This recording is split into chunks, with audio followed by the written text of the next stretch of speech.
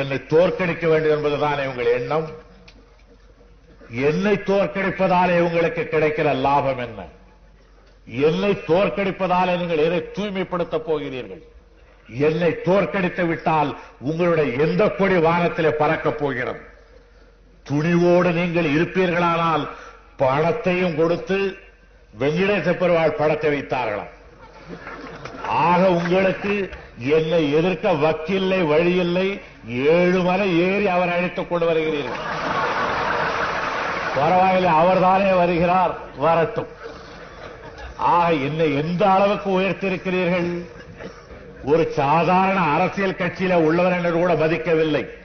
அண்ணாதுரையை தடுக்க வேண்டுமானால் 5 ரூபாய் கூட போதாது. தீராத வல்வரை எல்லாம் தீர்த்து வைப்பவரை கொண்டு வந்து அவன் படத்தின் மேல் 5 ரூபாயை வைத்து எடுத்துக்கொள் என்று சொல்லுகிறீர்கள். அதை நீட்டுகிற பொழுது தாய்மார்களை கேட்கிறேன், உற்று அந்த படத்தை பாருங்கள். அந்த தெய்வம் எதற்காக 7 மலைக்கு அப்பால இருக்கிறது என்று எண்ணி பார்த்தீர்களா? நாட்டில் இருக்கிற அக்கிரமம் தாளமாட்டாமல் தொலைவாக போயிருக்கிறது. யாரோ நல்லவர்கள் கஷ்டப்பட்டாங்க அங்கே வரட்டும் என்பதற்காகத்தான் அங்கே போயிருக்கிறதே தவிர, நாட்டில் அக்கிரமம் இல்லை என்றால் நம்முடைய வரதராஜ பெருமாளை போல் ஊரோடு ஊராக இருந்திருக்க முடியும். நீங்கள் உங்கள் தொல்லை தாளமாட்டாமல் 7 மலைக்கு அப்பால இருக்கிறவரை மறுபடியும் அழைத்துக் கொண்டு வந்து அதர்ம காரியத்திற்கு நீ துணை செய் என்றால் உண்மையிலே துணை செய்வாரா? வெங்கடேச பெருமாள் படத்தின் பேரில் 5 ரூபாயை வைத்து அதை யாராவது வாங்கினால், வெங்கடேச பெருமாளிடத்திலே நம்பிக்கை உள்ளவர்களுக்கு நான் சொல்லுகிறேன், அவர்கள் இதுவரையிலே கும்பிட்ட கோவிந்தனுக்கு அவர்கள் செய்கின்ற துரோகத்தை போல் கோவிந்தனேது கோபாலனேது என்று பேசுகின்றவர்கள் கூட அவ்வளவு துரோகம் செய்ததில்லை என்பதை அருள் கூர்ந்து எண்ணி பார்த்துக் கொள்ளுங்கள்.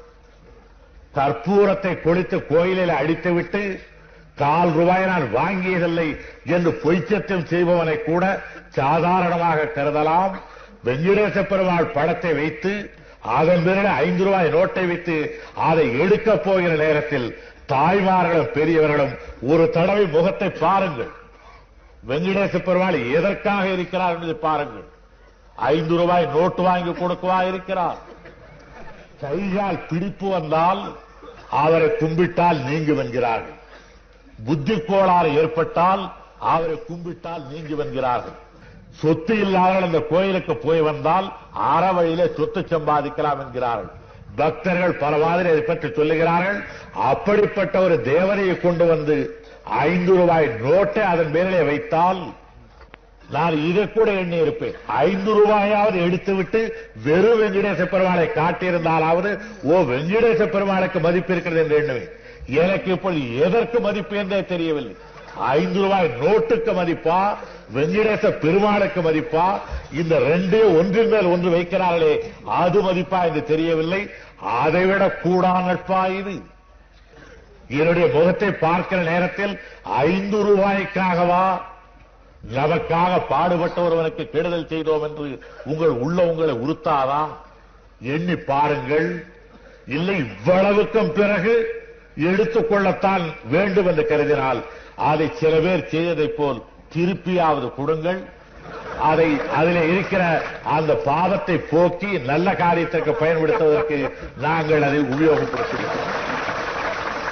ஆனால் இதை நம்பி ஜனநாயகத்தை பாழாக்காதீர்கள். என் பேரிலே கோபம் யாருக்காவது இருந்தால் தனியாக கூப்பிட்டு 4 வார்த்தை ஏசுங்கள். என் பேரிலே ரொம்ப அருவருப்பு இருந்தால் நான் உண்டு சண்டியாக வருகிற பொழுது அடித்துக் கூட போடுங்கள்.